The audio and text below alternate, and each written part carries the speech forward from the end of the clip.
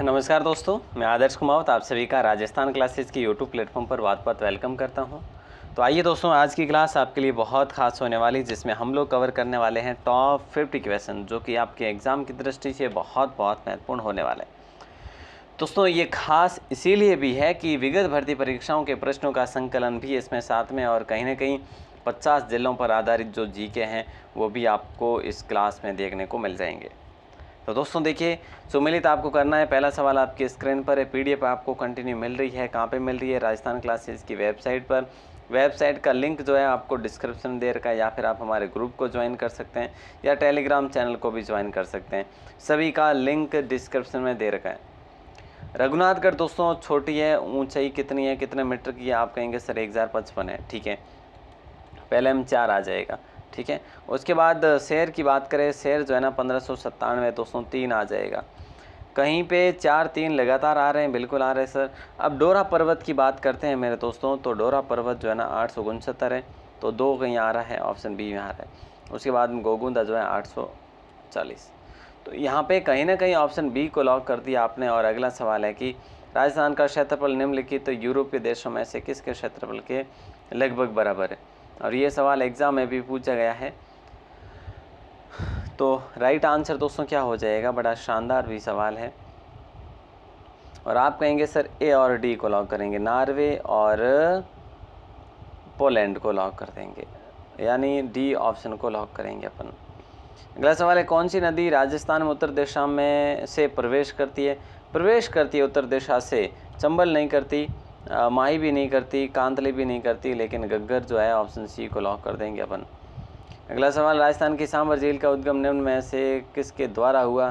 तो हिमक्रिया, भूमिस्खलन, है ना, भूस्खलन, या फिर कह लीजिए वायु क्रिया, इनमें से दोस्तों वायु क्रिया से हुआ है ना। ऑप्शन सी को आपने लॉक करा है। जुलाई माह की 999 मिलीबार की समदाब रेखा किन जिलों से गुजरती है? तो याद रखिएगा जालोर, पाली और अजमेर से गुजरती है। ऑप्शन सी आपका लॉक आंसर हो जाएगा।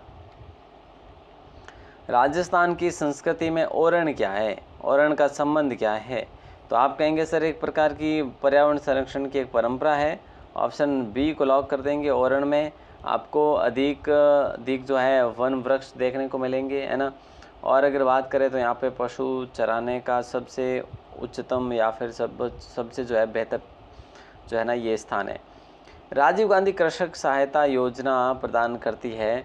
तो दोस्तों याद रखना, ये कृषि कार्यों के दौरान एक्सीडेंट होने पर वित्तीय सहायता प्रदान करती है। ऑप्शन सी को अपन लॉक कर देंगे। और अगला सवाल देखिए, पांचना बांध राजस्थान के किस जिले में स्थित है? तो याद रखिएगा करौली में स्थित है ना। पांचना बांध, जो कि 5 नदियाँ यहाँ पे एक साथ मिलती है, इसलिए इसको पांचना बांध के नाम से जाना गया। गंगा नहर की निर्माण अवधि दोस्तों आपसे पूछी जा रही है। ऑप्शन सी को लॉक करेंगे। 1922 से लेकर 1927 तक, जो कि राजस्थान की सबसे पुरानी ये परियोजना थी, या फिर यूँ कह लीजिएगा कि नहर थी। निम्नलिखित को सुमेलित आपको करना है, और सुमेलित अगर आप करेंगे तो बताइए।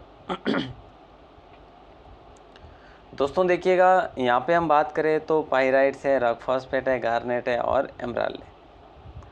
देखो, रॉक फॉस्फेट की बात करें, पाइराइट्स तो देखिए एक जगह ही आता है राजस्थान में। कहाँ पे? सिर्फ सलादीपुर में, है ना। तो पहले हम 3 हो जाएगा। उसके बाद रॉक फॉस्फेट की बात करें दोस्तों तो बिरमानिया में है, 2 आ जाएगा। और तांबड़ा की बात करें तो तांबड़ा आपके आ जाएगा राजमहल में। और पन्ना की बात करें काला गुमान। ठीक है, तो ऑप्शन डी आप सभी का सही आंसर हो जाएगा। बड़ा अच्छा सवाल था। नेक्स्ट क्वेश्चन है कि सर्रा रोग का कारक है। देखिए दोस्तों, सर्रा रोग का कारक क्या है?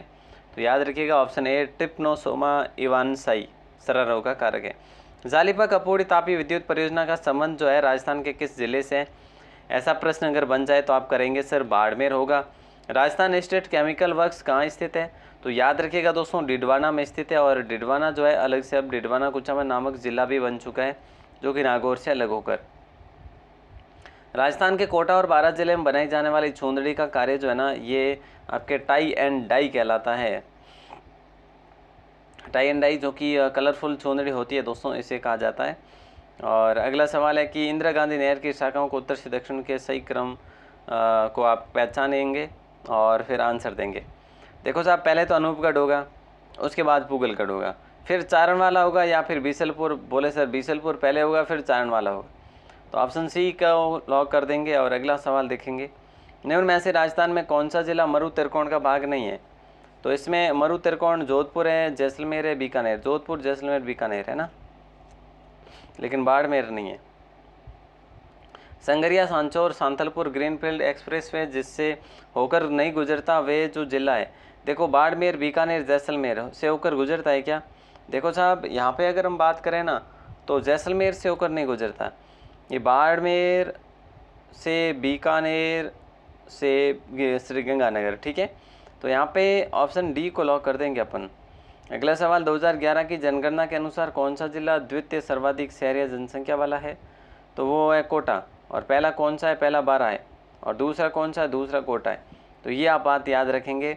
राजस्थान राज्य ओपन स्कूल 5 वर्ष की अवधि में एक अभ्यर्थी को अपनी परीक्षा को उत्तीर्ण करने हेतु कितने अवसर देता है? तो वो देता है दोस्तों 9 अवसर। और हो सकता है ऐसे एग्जाम में सवाल ना पूछे, लेकिन फिर भी आप एक व्यवहारिक जानकारी के रूप में याद रखेंगे। उत्सव भोज योजना संबंधित है। देखिए दोस्तों, उत्सव भोज योजना किससे संबंधित है? तो याद रखना मिड डे मील से संबंधित है। किससे? मिड डे मील से संबंधित है। अगला सवाल है कि राजस्थान में मुख्यमंत्री युवा संबल योजना कब प्रारंभ की गई थी? ये एग्जाम में सवाल पूछा जा सकता है। 1 फरवरी 2019 को की गई थी। अगला क्वेश्चन, ई संजीवनी संबंधित है। किससे संबंधित है? अब इसका आंसर तो भैया मैं बताऊंगा कि टेली कंसल्टेशन है, कंसल्टेशन से संबंधित है ई संजीवनी, है ना। ऑप्शन डी को लॉक कर देंगे आप लोग। अगला सवाल है, भारतीय संविधान के अनुच्छेद 200 के संबंध में निम्नलिखित कथनों पर विचार आपको करना है। थोड़ा बड़ा सवाल जरूर हो सकता है दोस्तों, है ना। तो देखिए ध्यान दीजिएगा दोस्तों कि भारतीय संविधान के अनुच्छेद 200 के संबंध में निम्न में से कथनों पर आपको विचार करना है। और विचार यूँ समझो कि हमने कर लिया। विधानसभा से पारित विधेयक राज्यपाल के समक्ष प्रस्तुत किया जाता है, ठीक है। राज्यपाल घोषित करे कि वह विधेयक पर अनुमति देता है और अनुमति रोक देता है, ये भी सही है। राज्यपाल विधेयक पर अनुमति देता है या अनुमति रोक लेता है अथवा राष्ट्रपति के विचार के लिए आरक्षित रखता है, ये भी सही है। तो ऑप्शन डी को लॉक करेंगे। सभी के सभी सही है। अगला सवाल है कि संविधान के अनुच्छेद 167(1) के अनुसार राजस्थान का मुख्यमंत्री होता है। तो बताइए दोस्तों, नियुक्त होता है। ऑप्शन डी को लॉक कर देंगे। राजस्थान में राजस्व मंडल की स्थापना कब हुई? राजस्थान में राजस्व मंडल की स्थापना कब हुई थी? तो याद रखिएगा, ऑप्शन ए को लॉक करेंगे। 1949 में हुई थी, ठीक है। बड़ा अच्छा सवाल है।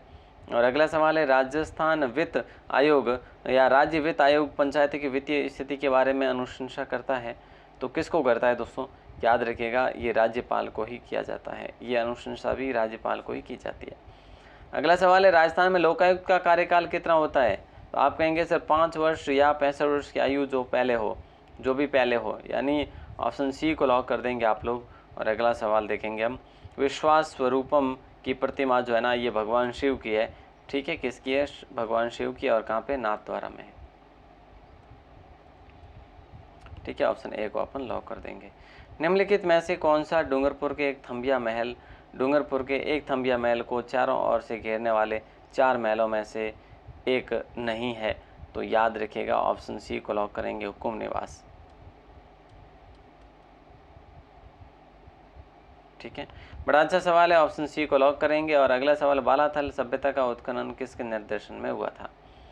बालाथल सभ्यता का उत्खनन किसके निर्देशन में हुआ था?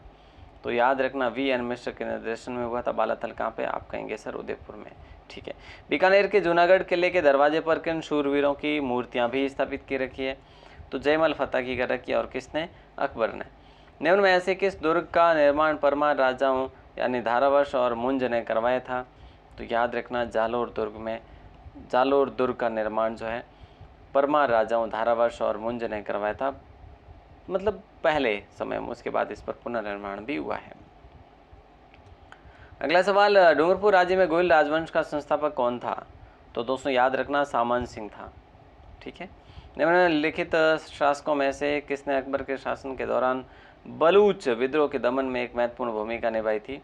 तो वो कौन थे? आमेर के थे या बीकानेर के? अब दोनों के ही थे, लेकिन वो थे कौन? बीकानेर के राय सिंह के थे, जिन्होंने जूनागढ़ किले का निर्माण करवाया था, वही राय सिंह, ठीक है। अगला सवाल देखिए, कोकिल देव निम्न में से किस वंश से संबंधित है? तो आप कहेंगे सर कोकिल देव तो कछवा थे। अच्छा जी, बहुत बढ़िया।